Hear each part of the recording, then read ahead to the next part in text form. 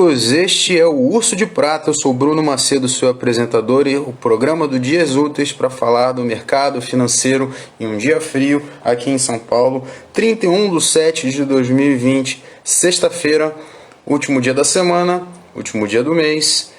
Ontem foi um dia de grandes emoções e sem mais delongas, vamos lá.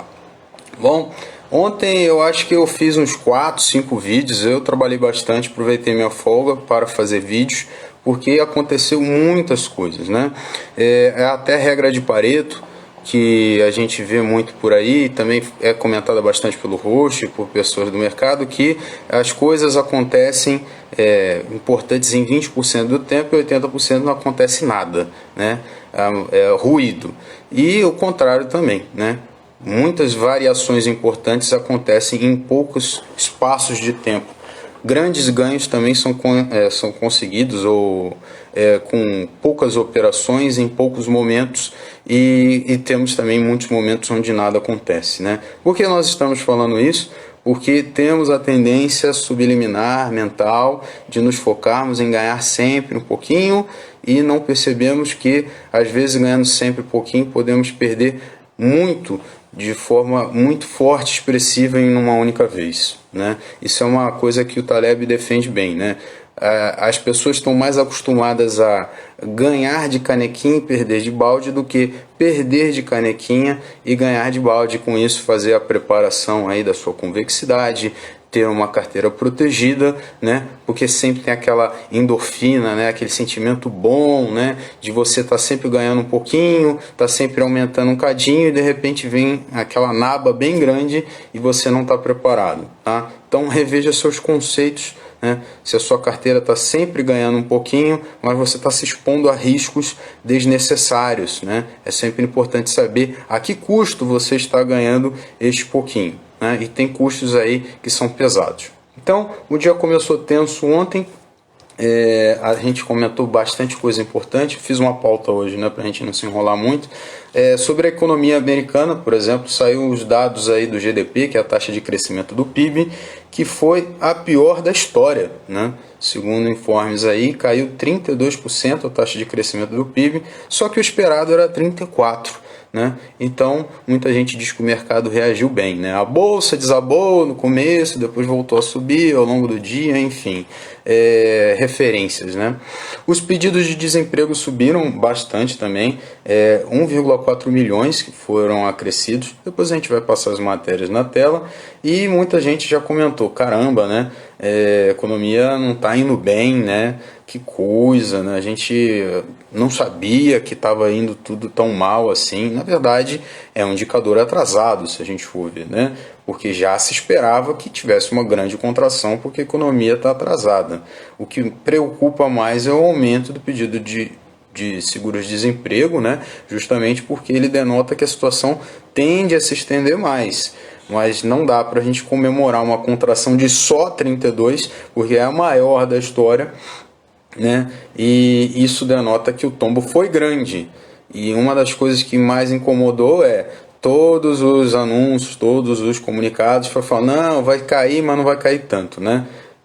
É possível até que tenha caído mais do que isso, né? E os números fazem essa mágica de trazer um número como esse. Por quê? Porque a gente via alguns números meio absurdos da China, né? Que não são tão confiáveis assim, com devido respeito, dada a falta de democracia naquele país. Enfim, saiu também o resultado da Petro, com prejuízo de 2,713 bilhões de reais, e esse aí é um resultado que foi, comparativamente com o segundo trimestre de 2018, foi ruim porque naquela época foi 18,86 bilhões de reais.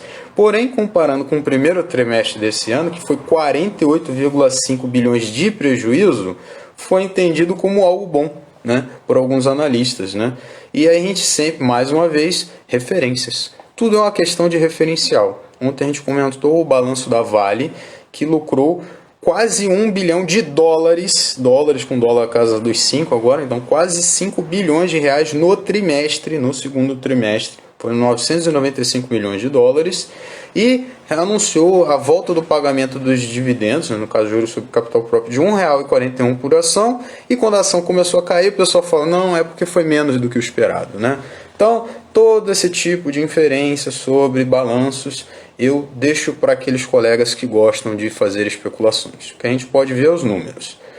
Vale teve lucro e Petrobras teve prejuízo, tá bom?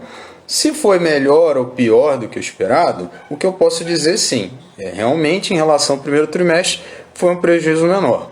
Agora, qual prospecção eu posso tirar disso para frente? Com o cenário que vivemos é incerto, né? Ainda mais demanda de petróleo, reabertura da economia, fato é que teve um prejuízo, né? E a gente acompanha a empresa ao longo do tempo e ela é muito volátil, né? Quem já teve ações dessa empresa sabe que ela é volátil, mas ela e Vale seguram a bolsa, então fica meio que difícil você fugir dessas empresas se você quiser ter algo minimamente correlacionado com o índice.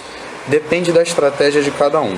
Como eu não penso em segurar papéis para o resto da vida, para o infinito, né? Não teria problema nenhum em ter esta ação na carteira em alguns momentos, né? Embora já tenha mudado a minha visão ao longo do tempo. Estratégia, cada um tem a sua. A Vale tinha minhas ressalvas sobre ela, justamente por causa da questão lá, mas a gente tem que entender que na empresa também tem pessoas, né? Nem todos estão envolvidos com essa questão. Se for fazer isso, também não invisto em empresa alguma. Então, revendo alguns conceitos. Agora, no lado positivo, tivemos a ENDE, né? A EGIE3, o lucro dobrou 98,7% que ele aumentou no segundo trimestre, foi para 765,8 milhões. E para quem não lembra, recentemente aí ela concluiu a aquisição da TAG, aí uma geradora de gás natural, se não me engano, da Petrobras, né? Foi um negócio envolvendo Petro e ENDE, beleza? Tivemos também o Bradesco ontem, que eu não cheguei a comentar, que ele teve uma queda do lucro de 40%. No caso, anteontem, Bradesco, 40% do lucro foi para 3,87 bilhões, ó, caiu 40% e ainda é 3,87, né? E fez um PDD de 8,8 bilhões, que é um aumento de 154,9. PDD, para quem não sabe, é provisão para devedores duvidosos. Quer dizer que a empresa reservou um valor, supondo que, hipoteticamente, esses devedores, né, não fossem a pagar ou que ela pudesse perder esse valor.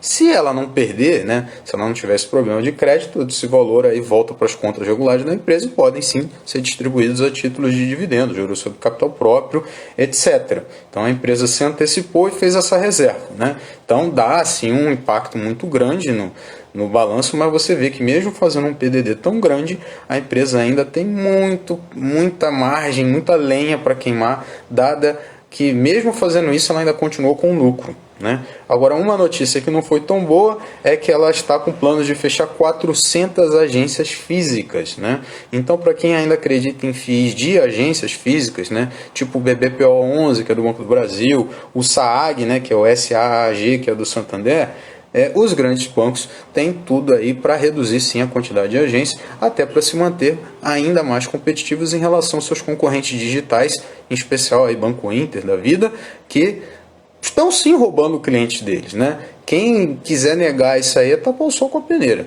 Estou dizendo que talvez o Banco Inter seja o melhor banco do mundo, que tenha como destronar o Itaú e o Bradesco, mas de fato ele tem o apelo de ser digital, ele tem o apelo de ser inteiramente eletrônico, de ter taxa zero, da pessoa poder fazer tudo pelo celular, e se os grandes bancos não reconhecerem isso, ficam para trás. E eles estão reconhecendo isso e também já têm seus projetos digitais, mas estão ampliando, né? Até porque a tendência é que amanhã as pessoas vão à agência, não tem muito como fugir disso aí, tá bom? Quem nega isso aí é negar o óbvio, beleza? A CETIP, a famosa Companhia de Transmissão de Energia Elétrica Paulista, TRPL 3 e 4, popularmente conhecida, teve um balanço excepcional, né? Aumento da receita, aumento do EBITDA, aumento da margem, aumento do lucro líquido. O lucro líquido subiu quase 300%, 289,5%, e o ROI, né, que é o retorno ao acionista, retorno on equity, retorno no capital investido, aumentou 6,4%. A receita aumentou 116,1%, e o EBITDA aumentou, né, o lucro bruto antes de imposto, enfim, né, aumentou 172,5%. Tá bom? Então a empresa está voando aí, é uma das queridinhas para a carteira de dividendos de 10 entre 10 aí, investidores com foco no dividendo, né? Isso aí demonstra que, né, se a economia está indo mal no momento, pelo menos o setor elétrico está se saindo bem, porque até comentei com alguns colegas. Achando ruim ou achando bom a economia indo bem ou indo mal, a gente ainda vai precisar de energia. Estou usando luz aqui para fazer esse vídeo, e também do saneamento, né? Ainda vou fazer cocô. Gostando eu ou não, estando feliz eu ou não, a economia indo mal ou não, ainda vou continuar precisando fazer cocô e vou precisar usar energia para fazer quase tudo, né? Então essas empresas aí, elas são até que um porto seguro, vamos dizer assim. Não que é cuidado falar essa palavra, né? Mas elas são uma aposta segura, o menos arriscada, acho que é o melhor termo, para momentos como esse, porque não tem muito como a gente fugir desses setores de infraestrutura básica, pelo menos no Brasil, tá bom? Não que não tenham outras empresas boas no momento, mas essas empresas aí, elas, em qualquer que seja o momento, meio que são necessárias, tá? A Vasta, tá? Que é a subsidiária da Cogna, lançou lá seu IPO. Eu já vou mostrar para os colegas, aparentemente ela já tem código, que é VSTA lá fora, tá? Teve uma procura 15 vezes maior do que o esperado, foi até falar do programa do Pablo Spaia, e fechou aí 19 dólares a banda indicativa. Acho que vou fazer a minha fezinha em Vasta, fezinha sim, tá? Porque eu costumo dizer que no mercado, para mim pelo menos, tudo são especulações. As de longo prazo, que você investe em boas empresas, que você investe em empresas que dão resultado, mesmo essas elétricas, você não tem como comprovar nada, né? Então as pessoas têm um ranço de falar especulador, como se fosse, sabe, aquele cara que mata criancinhas, né, e bebe sangue de velhinhos, né, e faz mal para o país. Mas todos somos especuladores de alguma maneira, porque você compra boas empresas na expectativa de que elas subam e te dêem um bom retorno. Se você não compreendeu isso ainda, amigo, sinto te dizer, você só é investidor de verdade se você está lá ajudando o negócio, né? Você está colocando dinheiro e querendo que dar gestão. Se você está colocando seu dinheiro e recebendo dividendos, você é também um rentista de renda variável. E não tem nenhum problema nisso. E não tem nenhum problema você também torcer pela sua empresa. Isso não muda o fato que é uma especulação, né? E se você quer chamar de investidor, chama de investidor, tá bom? Eu também não tenho problema se o cara falar, esse é investidor, aquele é especulador. O problema é quando o camarada acha que só é certo investir, especular é errado, e que, de certa forma, ninguém pode entender o que ele faz como especulação, e que especulação só perde dinheiro. A gente sabe que tem gente que ganha dinheiro com especulação, né? A Vasta aí está claramente mostrando isso aí. É uma empresa que, em tese, está com muitos problemas no momento, está sendo uma especulação aí de que vai crescer, está crescendo bastante, está dando retorno. Tem gente especulando com oi e está tendo um retorno. E tem gente que especula há muitos anos investindo em boas empresas e tem retorno. Porque se a pessoa compra, mas não tem como saber que a ação vai subir no longo prazo, ele é um especulador. Eu sempre vou dar os exemplos aqui de RB e Cielo, que eram apostas seguras até a hora que não foram mais, né? Ninguém pode saber o futuro, vai que elas recuperam também, né? Enfim, meu desabafo aí sobre quem fica fazendo essa comparação besta sobre especulador e investidor. Eu vou perder meu tempo ganhando dinheiro e trazendo a informação que eu puder para os colegas. Saber se o cara é investidor, especulador, ficar fazendo endoctrinamento aí para o pessoal seguir a minha forma de investir, isso aí eu deixo para outros colegas, tá bom? Cada um tem a sua forma de ver o mundo. Se eu acho que aquela forma não se aplica para mim, simplesmente não vou fazer, tá bom? Não vou ficar perdendo meu tempo criticando, dizendo que é ruim, bom, né? E acabou. Beleza?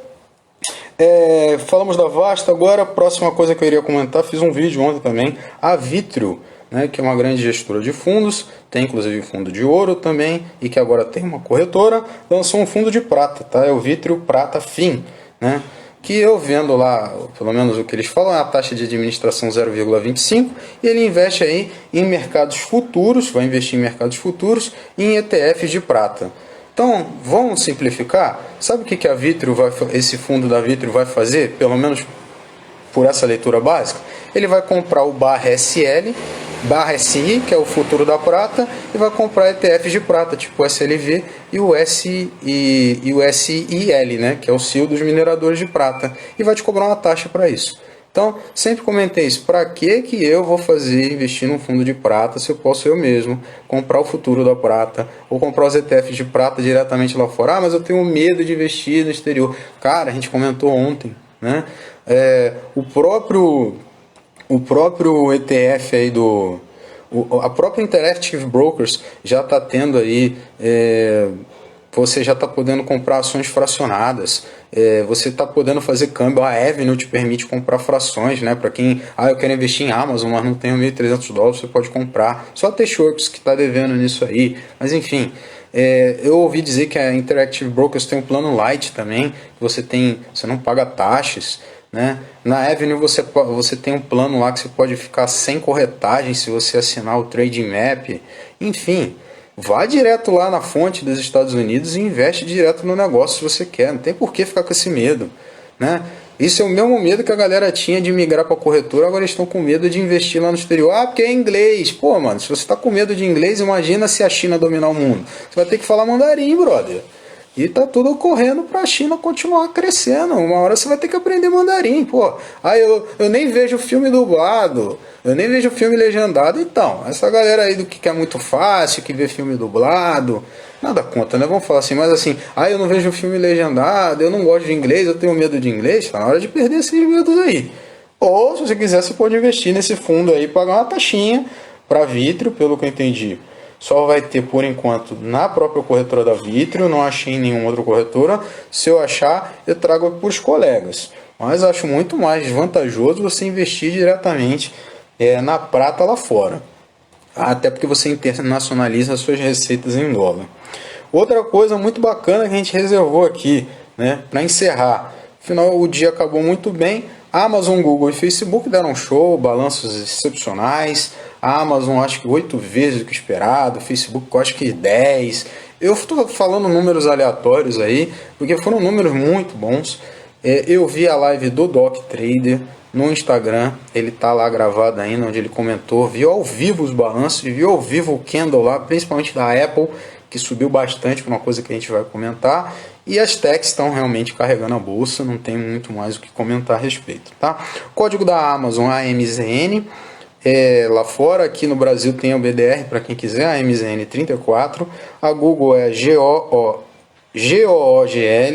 e lá fora, e aqui no Brasil, GOGL 34, Facebook lá fora, FB, e aqui FBOK 34, e a Apple, como a gente deixou para o final, além de dar show, recorde de venda de iPhones, recorde de venda de produtos que não o iPhone, enfim, ela anunciou um desdobramento 1/4, e a data do desdobramento vai acontecer 24/8. Não foi falado data base, eu não achei em nenhum lugar, tá?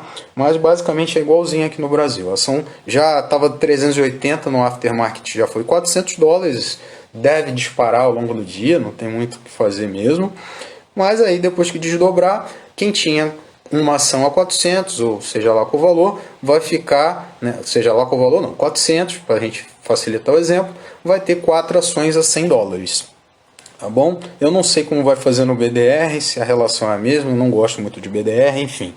Mas quem quiser investir, lá fora a APL, aqui no Brasil a APL 34 BDR, né? E, poxa, isso aqui deve dar aquela espanada no QQQ, que é o ETF das tecnológicas, né? Deve ter dado uma voada. Quem fez aí comprou uma call, né? Porque lá fora tem a vantagem que você pode comprar os ETFs, e ao contrário do Brasil, muitos pagam dividendos, né? Aqui no Brasil, aqui no Brasil a maioria, eu acho que todos, nenhum deles paga dividendos. Tá bom? Então é o seguinte, galera, vamos dar uma passada na Investing aqui pra gente ver, pra gente caminhar pros finalmente. Mas o fato é que aparentemente tudo tá mais positivo do que negativo. Deixa eu passar aqui. Vamos lá, ó. A gente passou da End, dobrou o lucro. Deixa eu ver aqui. Ó, prejuízo que eu falei para vocês dos Estados Unidos, menos 32 na taxa de crescimento do PIB, o GDP, tá bom? Olha aqui, ó, a economia dos Estados Unidos encolhe 33% no segundo trimestre, pior queda já registrada, tá bom? E, né, começando aqui na nossa análise do Investing, Bitcoin dando uma disparada aqui de manhã, 11.195 dólares, tá bom? Alta de 2,33. E o Ethereum, o ETH, prata das criptomoedas, 344,57 dólares, alta de 7,8%. Parece que eles têm uma relação parecida com o ouro e a prata, né? Os dois sobem, mas geralmente o Bitcoin sobe mais do que o Ethereum sobe mais do que a prata, do que o Bitcoin quando sobe, e cai mais do que o Bitcoin quando cai. A mesma coisa o ouro e a prata, né? O ouro e a prata sobem, e a prata sobe mais, mas cai mais também. Em reais, Bitcoin já está na casa dos R$ 57.937,69 e o Ethereum R$ 1.174,43. Às vezes eu vou repetir isso que eu falei para alguns colegas, isso aqui é um só, tá? Então os camaradas, nossa, um Bitcoin 56 mil, 57 mil. Mas não quer dizer que você é obrigado a comprar um. Você pode comprar frações de Bitcoin e aí você particiona, enfim, investe da maneira como você quer. Vai pensar que ele custou centavos quando foi criado, né? E agora está nessa faixa aí. As bolsas, tá? Eu já procurei ver o indicador que é o mais atual é o de baixo, tá? Então é isso que a gente vai falar. Do SP500, o S500, tá no futuro aí 3.257,12, alta de 0,26.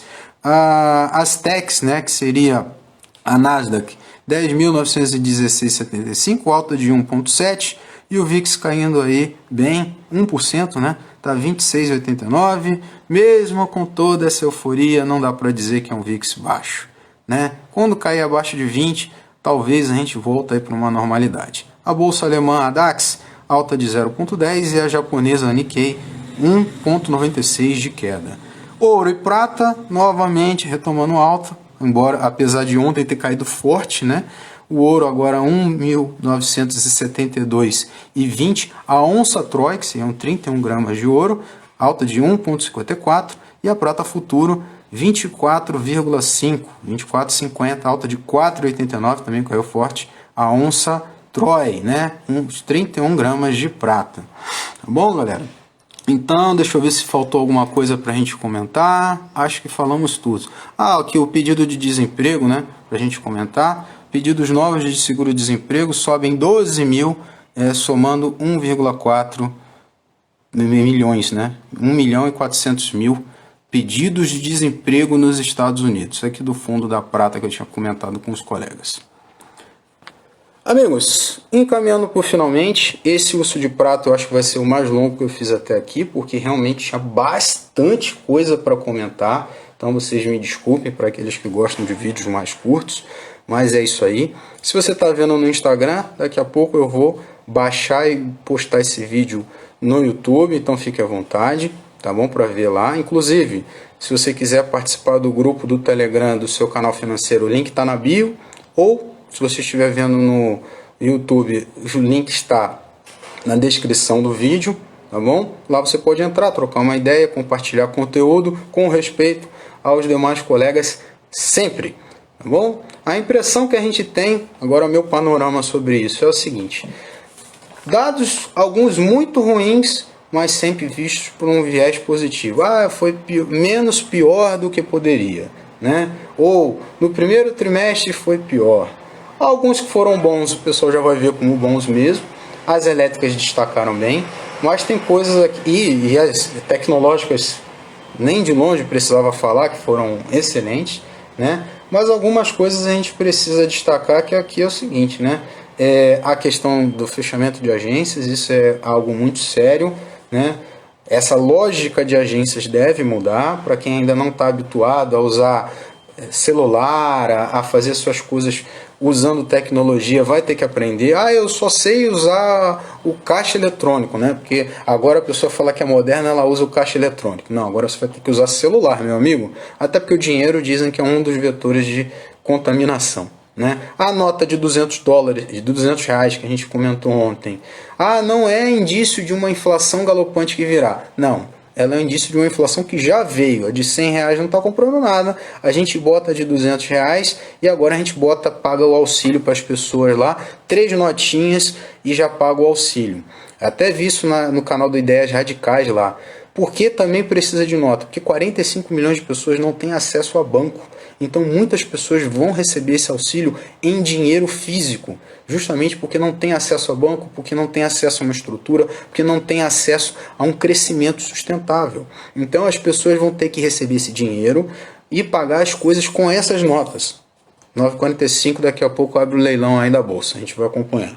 Então, amigos, a verdade é que a gente vive um momento sui generis difícil, que temos sim muitas altas, que ficar de fora, né, é complicado, mas tem que ter proteção porque tem muitas coisas absurdas acontecendo. Então, eu não tento adivinhar se vai continuar subindo ou não. Eu tenho a minha proteção da queda e tenho a minha posição de alta. Tá? Inclusive, se continuar nesse ritmo aí, minha travinha de alta, daqui a pouco tem até um post para a gente comemorar quando acerta uma operação também, né? Afinal de contas, a gente está aqui para isso, né? Enfim, um momento sui generis, muitas pessoas vão precisar. Imagina, se você tem que pagar 6 notas de 100, você pagar 3 notas de 200, você já diminui a quantidade de notas. Mas isso tem um custo. Mas isso também denota que muita gente está sem acesso a bancos, né? Nesse momento, a elétrica se destacando muito, as pessoas aproveitando a onda para criar aquelas bolhas, né? Vasta, eu não posso dizer que é uma bolha, né? A empresa pode ter sim seus fundamentos para crescer, mas eu nunca vi uma procura tão grande por uma empresa como essa, que sei lá, né? Enfim, não estou conseguindo enxergar, mas alguém deve estar enxergando alguma coisa. Como eu não sou besta, tem uma farpelinha de Cogna aqui e vendo put quase todos os meses e só vendi no lucro, né? Vendi porque aí a gente vende e ganha, enfim, quem acompanha o canal sabe do que eu estou falando. E vou entrar nessa Vasta com pouca parte do meu dinheiro, porque está subindo, né? Alguém está sabendo de alguma coisa.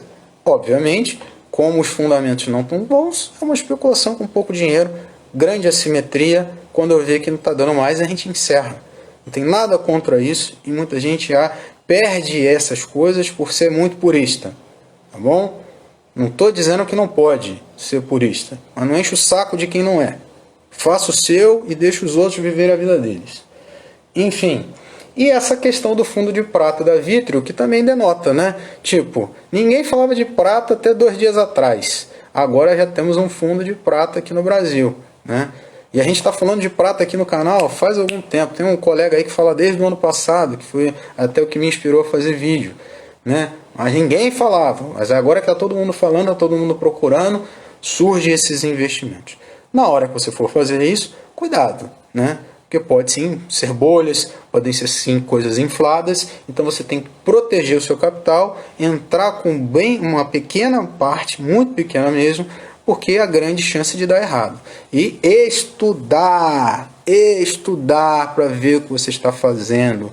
Eu fiz vários vídeos aqui falando sobre a prata, gastei horas da minha vida estudando prata e sei quase nada sobre isso. Inclusive estou fazendo um curso aí do Maurício e tenho uma lição de humildade quase todo dia, reconhecendo que eu não sei nada e o cara sabe muito, entendeu? E aí tem camarada, vou comprar prata porque está subindo. Complicado. Quando eu falei de Cogna, eu vi o balanço, vi que não era bom. Mas eu fiz uma especulação também, pelo menos estudando o gráfico, estudando a put, fazendo um cálculo de risco, retorno, pelo menos isso. Estou desde os 4 aí em Vasta não Cogna, né? Não sei se agora eu entraria, mas está lá, está subindo, está voando. Vamos ver até onde vai. Então estude, dedique-se, busque o seu método, não fique na encolha, não fique esperando um método sair do céu e explicar para você o que você tem que fazer. Não fique esperando que alguém diga, o que eu tenho que comprar, o que eu tenho que vender. Estude, tire as suas conclusões, não rechace as coisas, tenha noção de humildade. Tenha convexidade de ideias, como a gente falou do vídeo lá. A sua carteira tem que ser convexa, se beneficiar do cenário de alta e de queda, mas você tem que ser convexo. Se você for muito quadrado, eu só faço isso.